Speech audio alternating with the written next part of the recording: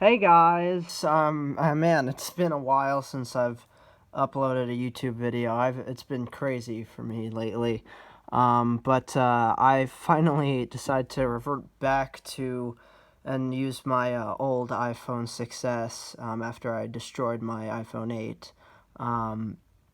Yeah, finally I'm back and finally I'm able to actually give you guys some more videos. It's going to be another tropical update, which honestly it's a kind of weird time to put out a tropical update since Isaias has been going on for a while, and I guess this is just the perfect time, the last perfect time for me to do this, just so I can give the most up to date and most best information for you guys on this storm just before it starts to impact the U.S. and Florida. Really fully impacts the U.S. on starting with Florida, and then it'll start to impact everyone up the East Coast, all the way up to Maine. In fact, of course, we have Tropical Depression 10, though I'm not gonna worry about that at all because that's not gonna last that long. It's not even gonna be named. It's honestly kind of a waste in a way.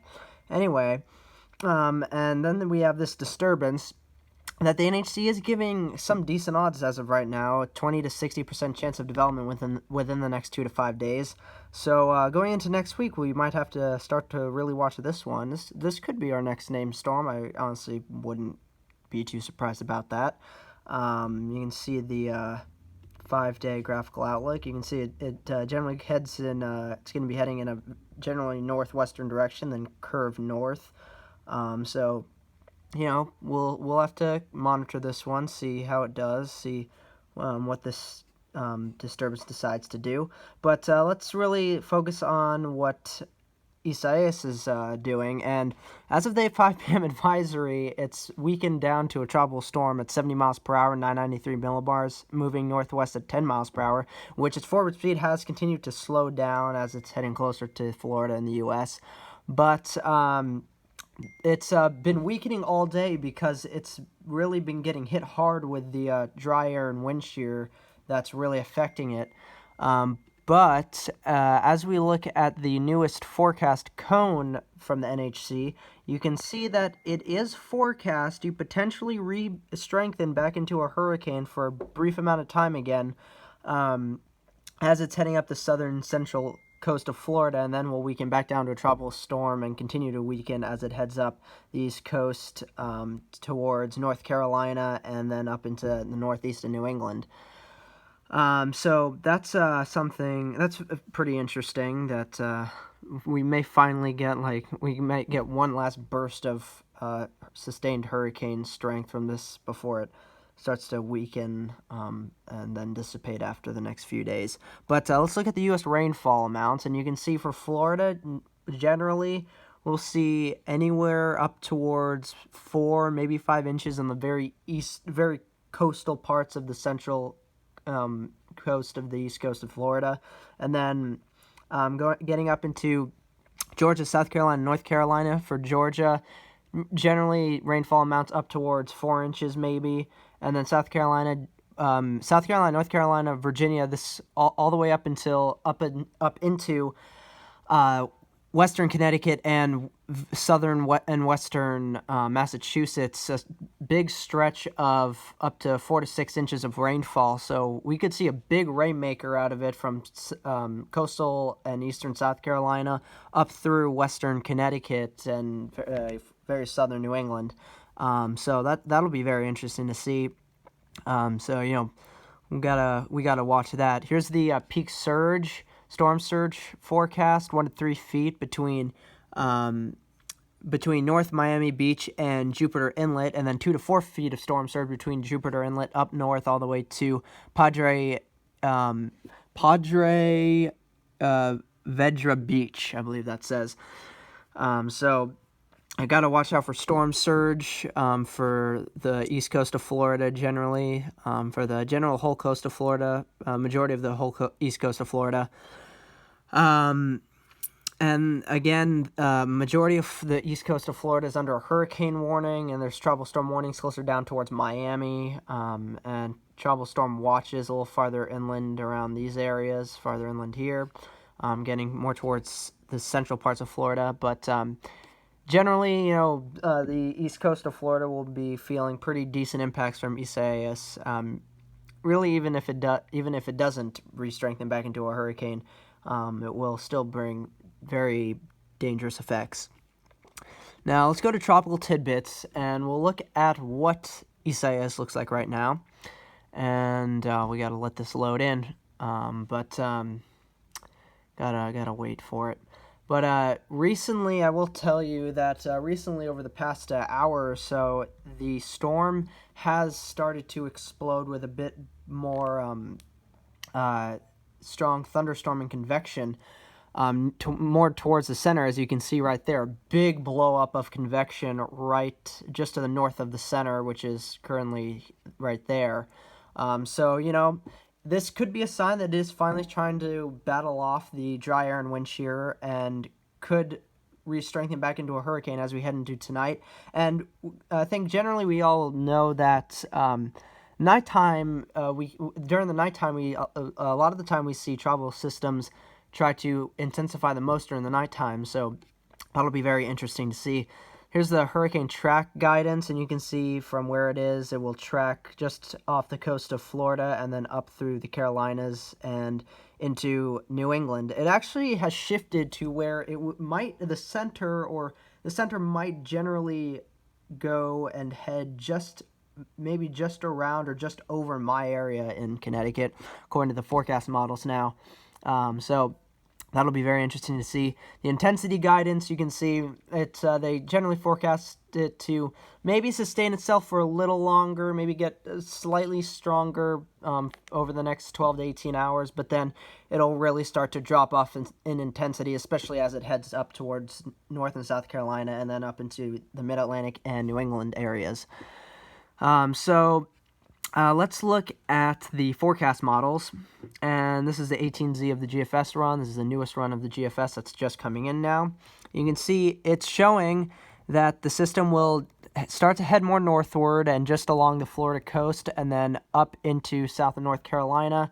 And let's actually zoom this in so you guys can see this a little better. Zoom into the northeast U.S. And you can see it starts zooming into the Mid-Atlantic and New England states, and brings very heavy rainfall from North Carolina into Virginia, Maryland, Delaware, very eastern Pennsylvania into New York, Connecticut, Massachusetts, Vermont, New Hampshire, and Maine, and then it'll really dissipate and really weaken and dissipate as it heads into Maine and Canada. But again, the GFS is showing the system 1,000 millibars pretty much right over New York City and southwestern Connecticut. So that would be crazy. Kind of generally of where the center of Faye actually went as well a few weeks ago, and like a month ago or so, in earlier July. So that would be very, very interesting to see. Let's zoom this out let's just go to the eastern U.S., bring this back, and I'll show you what the CMC model is showing. So here's the CMC model. There's Isaias, and it shows, the CMC model is very interesting. It shows it making landfall in Florida and then heading just off the coast of Georgia and South Carolina, making landfall again in South Carolina, heading up through North Carolina, and going generally pretty far inland in the Mid-Atlantic and Northeast and New England, and bringing the majority of the heavy rain to more of the inland Northeast and kind of more of the interior northern New England as well, So that'll be very interesting. Actually, real quick, I should have done this beforehand, but let's look at the total precipitation for Isaias as it heads into New England. Let's zoom into the northeast. And you can see it generally shows maybe between 1 inch and 2 inches for the GFS.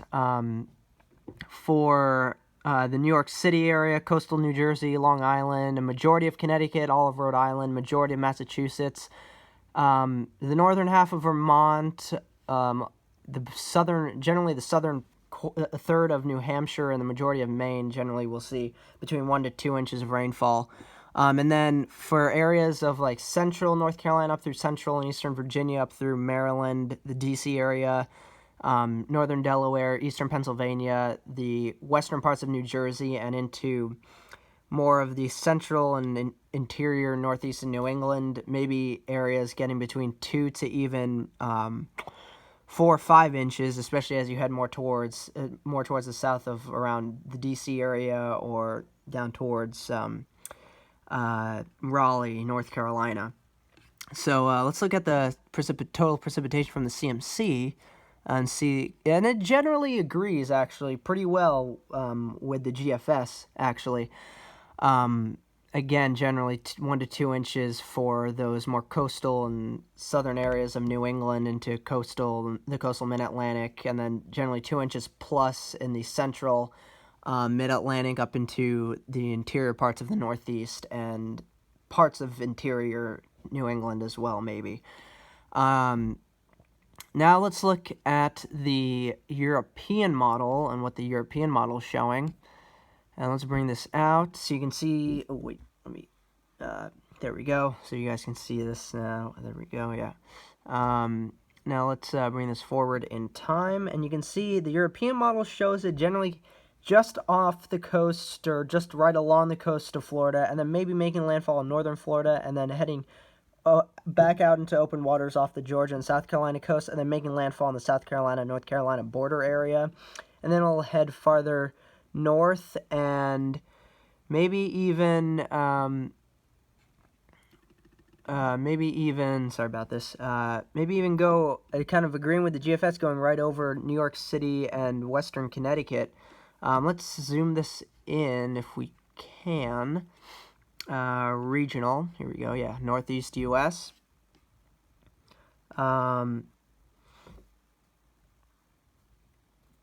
Bring this, geez, sorry. There we go. Actually, no, let's bring this here.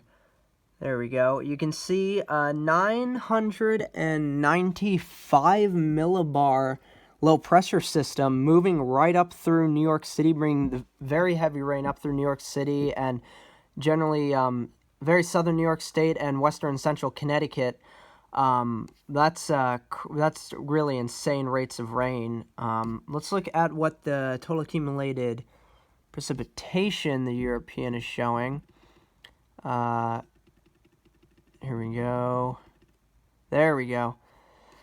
You can see, wow, this is actually a lot higher than what the CMC and GFS model are agreeing upon. The European model is really showing generally like 3 to 5 inches of rainfall for all of New Jersey, generally all of Connecticut, most of Massachusetts, up through some of Vermont, all of New Hampshire, and into Maine, and then as well south into like eastern Pennsylvania, south into Maryland, Delaware, and Virginia, and then some pockets even of getting into the yellow and gold of 4 to 5 inches of rainfall right around New York City and a bit to the north and east of New York City into very coastal southwestern Connecticut, and then down here into Virginia and into DC even, getting up into around 4 or 5 inches, maybe 6 inches in some spots. For my area around here, again, yeah, around 5-6 inches maybe for the New York City tri-state area and southwestern Connecticut. So that's very interesting. I mean, that's also an option. So I think generally, if you live for the New York City tri-state area, you should expect really, this is a wide margin right now between anywhere from 1 to 5-6 inches of rainfall. I'm not fully sure yet, but it looks generally maybe the best bet is between 3 to 5 inches of rainfall. Honestly, I think the GFS and CMC will increase their totals as we get closer to the time of when Isaias will be really impacting these areas. So that's a look at what the models are showing. Let's quickly, before to kind of end out this video, we'll look at the Wikipedia page for the 2020 Atlantic hurricane season. And you can see, and we've had now 9 named storms. We already have our first 2 hurricanes. Hannah became our hurricane. first hurricane of the season. Now Isaias is our second hurricane of the season. We have 10 total depressions. That's because we have a Tropical Depression 10 going on, but that won't be named at all. I don't think that will dissipate pretty soon. The ACE value, total ACE value currently, actually, is at 16.92 units. So I think at this point we're somewhere near average, maybe still slightly below average for ACE. But the ACE values are going up now that we've started to have our first hurricanes of the season. So that's something that we really have to watch out for. Especially, we'll really have to watch out for getting into, now we're getting into August, is the first day of August. Now we're getting to the peak of the season now, actually, August, September, the 2 peak months of the season. And we'll most likely really start to see the activity really shoot up, especially as we head past August 10th. I think we'll have a little bit of a quieter period between now and August 10th. I think after August 10th, we will really start to see the activity generally increase a lot, and I think we will have to really anticipate and expect that we'll have a lot of activity and a lot of hurricanes, and we'll get a bunch of major hurricanes out of the peak of the season as well. And because of the fact, actually, so far this season that we've already gone to the I-name storm by the beginning of August, by the end of July into the very beginning of August, I think that we could potentially consider the fact that we could see the O and P names even potentially being associated with much stronger systems this year than typically used to. So, that's going to be a huge thing to watch out for, because, that's just kind of something you don't really see typically in a hurricane season. But as of right now, Hannah is our strongest system so far of the 2020 Atlantic hurricane season, sustained at 90 miles per hour, 973 millibars at its peak. Isaias got to a peak of 85 miles per hour, 987 millibars. I don't think it will beat that and get any stronger than that. I think it's generally now on a weakening trend, even if it does is forecast to strengthen a little bit. But between now and tomorrow morning. But in general, we're really seeing that system starting to weaken as it's heading up the East Coast. So I really hope you guys enjoyed this video. Please like, comment, subscribe below. I'm at 102 subscribers. This is great, honestly. I'm super appreciative of all of you who watch my channel and support it. But yeah, if hopefully you enjoyed it, and again, please like, comment, and subscribe below. And I will see you guys in the next video. Bye.